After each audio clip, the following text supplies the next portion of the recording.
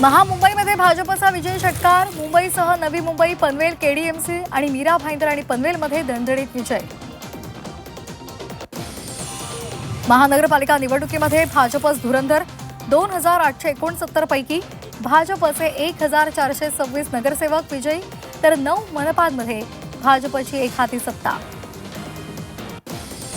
मुंबई महापालिकेमध्ये महिला राज। बीएमसीमध्ये 60% महिला नगरसेवक।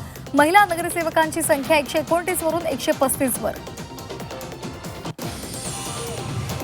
महापालिका निवडणुकीमध्ये असदुद्दीन ओवैसी यांच्या एमआयएमची जोरदार मुसंडी। तब्बल 125 उमेदवार विजयी।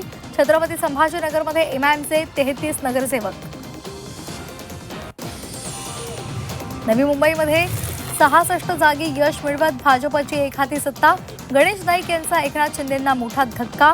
वादविवादांना आता पूर्णविराम। एकनाथ शिंदेंसोबतच्या वादावर नाईकांची प्रतिक्रिया।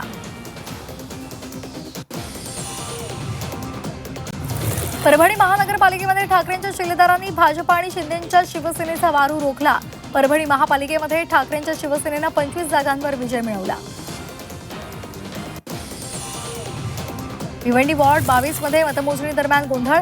फेर मतमोजणीची मागणी फेटाळल्यामुळे राडा। भाजप उमेदवाराची फेर मतमोजणीची मागणी। भाजप निवडणूक अधिकाऱ्यांविरोधात कोर्टात जाणार। बाळासाहेबांच्या विचारांची प्रतारणा केली नसती तर अशी अवस्था झाली नसती। देवेंद्र फडणवीसांचा ठाकरे बंधूंना चिमटा।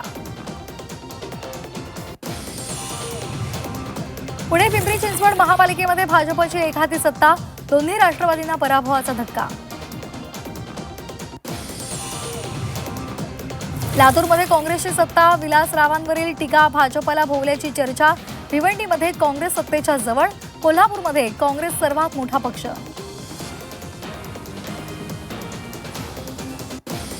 नाशिक महापालिकेवर भाजपचा झेंडा। भाजपला सर्वाधिक 72 जागा। शिवसेनेला 26 तर शिवसेना युबीटीला 15 जागा।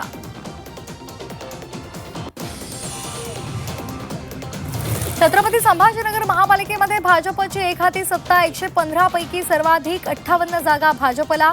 दोन्ही शिवसेनेचं पानिपत। 33 जागा जिंकलेल्या एमआयएमचा होणार विरोधी पक्षनेता।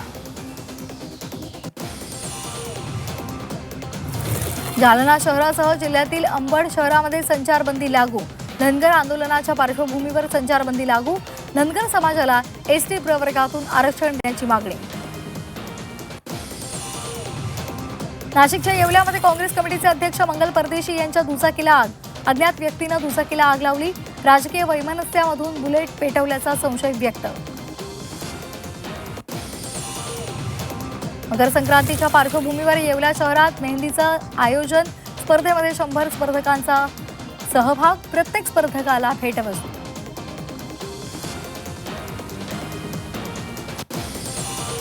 निफाड तालुक्यातील नांदूर मधमेश्वर पक्षी अभयारण्यामध्ये निसर्ग वाचनालयाची सुरुवात। अरण्य ऋषी मारुती चितमपल्ली यांच्या नावानं वाचनालय सुरू। वाचनालयामध्ये विविध पक्ष्यांची माहिती देणारी सुमारे 200 पुस्तकं उपलब्ध।